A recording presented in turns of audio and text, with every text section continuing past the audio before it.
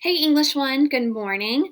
I want to talk to you today about thesis statements. Yesterday, you started to gather your thoughts and organize your ideas and choose your evidence for your rhetorical analysis. And that's really important to do first because your thesis statement is driven by your evidence, right? And your thesis statement drives your entire essay. So it's really important that we have a strong thesis statement that accurately reflects what we're going to do in the essay.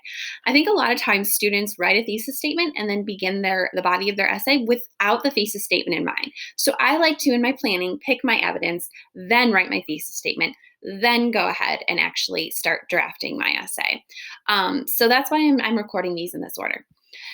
All right, so number one, to be successful in this essay, it says, write an introduction that includes the elements of soapstone. Y'all completed that yesterday, or I'm sorry, I say yesterday, I meant last week. It was the assignment for last week. Winston, sorry, he just had surgery, so he needs to leave himself alone.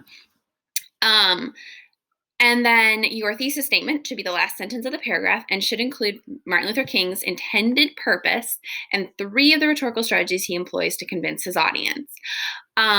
Remember that intended purpose should be persuasive, and I put that note here. What does your speaker want his or her audience to do or to think? Now, I'm still adamant about not giving away that intended purpose. I do think that it's glaringly obvious based on when you read the letter. And then last week when you did soapstone, I asked you to identify the intended purpose. So hopefully you've got that correct and you're in a really good place. So, let's take a look at the rubric real quick. So this is the actual AP Lang rubric, and the thesis statement point is just 1 point. I'm going to be very lenient with you on this rubric as a whole, but the thesis statement is really my sticking point. The thesis statement is a really important skill. They're all really important skills, but the thesis statement skill I think is the most important. If I'm picking what one element of the essay is most important, I'm going to say it's the thesis statement, right? And that's because of what I just said. It drives your entire essay, and your whole essay is working to prove that thesis statement. So out of 6 points for the rhetorical analysis, and of course we'll translate that to 100, the thesis statement's worth 1, and typically the rest of it either makes or breaks because of the thesis statement. So you'll notice that the 1 point, how to get it, is actually just 1 sentence, whereas how not to get it, there's a lot more information. The thing I most want to drive your attention to is this 3rd bullet.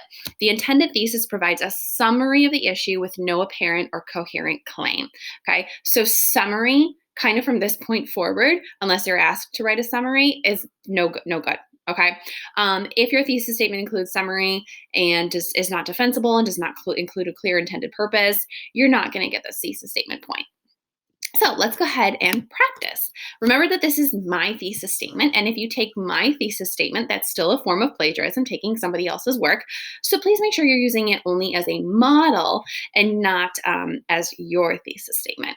So we want to make sure that we're including the title of the text and also the author of the text.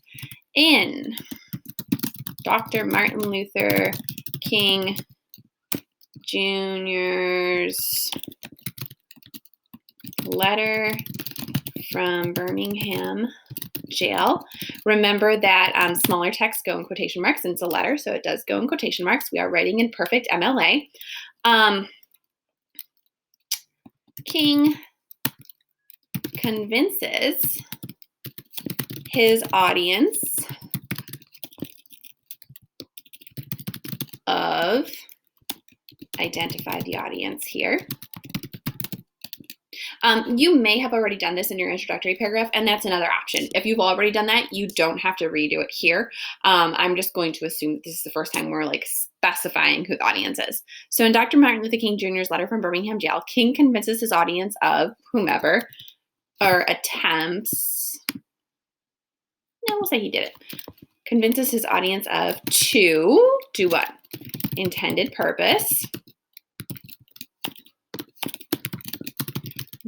By employing, I'm going to put one example here. We'll say vivid imagery. Strategy number 2. And strategy number 3. I'm about to be cut off, so I'll be back with part 2.